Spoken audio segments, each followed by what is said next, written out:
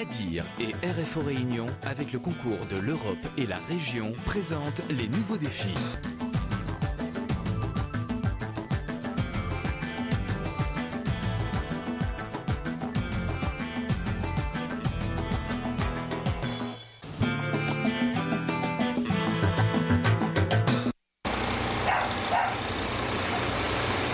Chaque matin, ce sont des dizaines de tonnes de déchets verts qui sont ramassés dans l'Est. Environ 80% de ceux-ci terminent dans le centre d'enfouissement de Sainte-Suzanne, qui arrive déjà presque à saturation.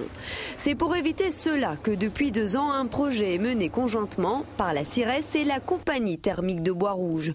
L'objectif est de brûler les déchets pour produire de l'électricité. Cette chaudière que vous voyez ici est une chaudière bicombustible, c'est-à-dire qu'elle est capable de brûler à la fois le charbon et la bagasse. Et si on veut à terme brûler les déchets verts dans cette chaudière, il va falloir qu'on modifie quelque peu le process. Pour ce faire, on va en fait, si vous voulez, créer une nouvelle zone de réception. À partir de cette zone de réception, on va élever le produit à une hauteur de 22 mètres avant de l'introduire dans la chaudière. Cette introduction se fera, on le pense, à raison de 2 tonnes par heure. Près de 8 millions d'euros seront investis pour pouvoir accueillir les déchets verts. Il faudra adapter les chaudières de la centrale thermique. Il faudra aussi créer une plateforme de tri afin de garantir la qualité du déchet à brûler. Celle-ci se situera juste à côté de la centrale thermique. Et le bâtiment qui sera ici sur les terrains, là sur le terrain qui est juste devant la sucrerie, qui est sur 3 hectares, nous permettra de préparer le produit, de le trier, de s'assurer qu'il n'y a pas de ferraille, de matière plastique. Donc on aura des déferrailleurs, qui enlèveront les métaux ferreux et les métaux non ferreux.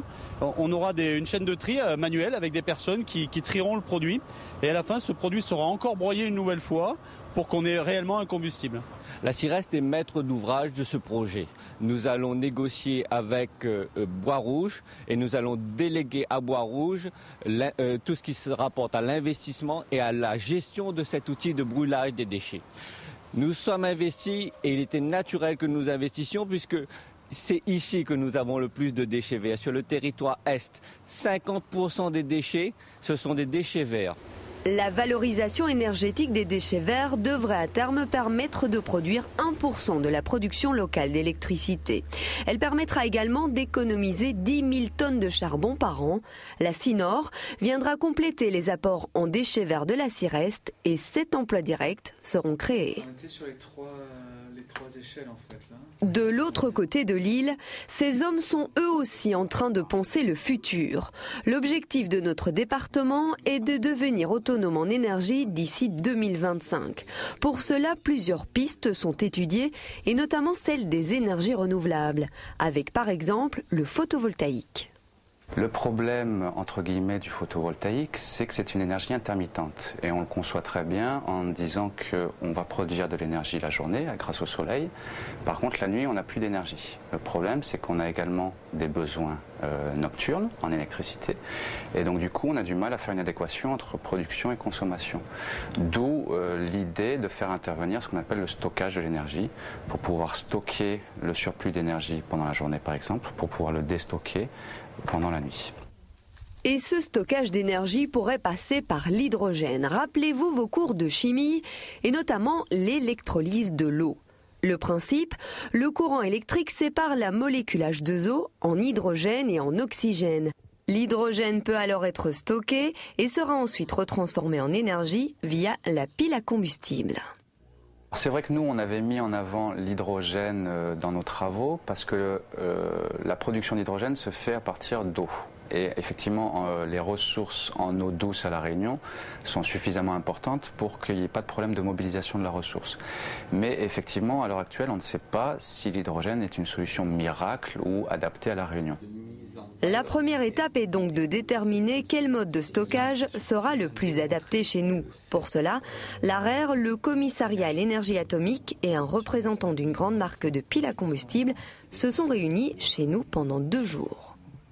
Nous essayons de simuler comment cette énergie pourrait être utilisée sur l'île de La Réunion et puis en parallèle, monter des expérimentations, c'est-à-dire installer concrètement des piles à combustible, installer concrètement des électrolyseurs qui permettront de fabriquer cet hydrogène, et puis de confronter les simulations à, donc, quelque part, à des résultats de calcul, à une véritable expérimentation. En quoi la Réunion peut-elle être intéressante pour une firme comme la vôtre ? Les systèmes que l'on propose permettent de s'adapter à beaucoup de situations pour des villages qui peuvent être isolés, pour des villages qui sont en bout de réseau. Et la Réunion offre donc un endroit idéal pour développer ce type de système. Les différents acteurs réunionnais se sont donc regroupés au sein d'H2RE. L'objectif de ce groupe est d'œuvrer pour le développement de la filière hydrogène. Avec ces recherches, la Réunion pourrait devenir une référence mondiale en la matière. Autre grand projet, fabriquer de l'éthanol carburant à partir de la canne à sucre. Le principe est connu depuis de nombreuses années, il a même déjà été utilisé pendant la guerre. Alors de l'éthanol carburant, on peut le faire à l'île de la Réunion, à partir de la mélasse, comme d'ailleurs on fait de l'alcool qui nous fournit le bon rhum réunionnais. On fait de l'alcool après distillation, et puis ensuite, pour que ça puisse rentrer dans les moteurs et que ce soit efficace sur le plan de la motorisation des voitures, eh bien il faut déshydrater cet alcool. Il suffit de le mélanger à l'essence traditionnelle, qui est un petit peu particulière, qui doit répondre aussi à des caractéristiques, mais ça c'est le métier des pétroliers, et on arrive de cette façon à avoir un éthanol carburant disponible pour la Réunion. La Réunion pourrait produire jusqu'à 5000 m3 d'éthanol par an à partir de la mélasse. Une fois le projet financier bouclé, il ne restera plus qu'à faire les investissements nécessaires pour la déshydratation et le stockage du biocarburant. Le projet technico-économique et les premières réflexions sont faites. C'est possible de le faire sur le plan technique et économique. Nous avons beaucoup travaillé avec les pétroliers, les industriels du sucre de la Réunion et les pétroliers, et nous sommes face à un projet maintenant. Il y a derrière ça des enjeux d'ordre économique, et il est clair que ce projet ne pourra pas se réaliser si nous n'avons pas un accompagnement du Conseil régional et de l'État pour pouvoir poursuivre ce projet. Les piles à hydrogène, la valorisation énergétique des déchets verts ou encore la production de biocarburants, ces 3 projets de grande envergure pourraient bien permettre à notre île de se distinguer au niveau international.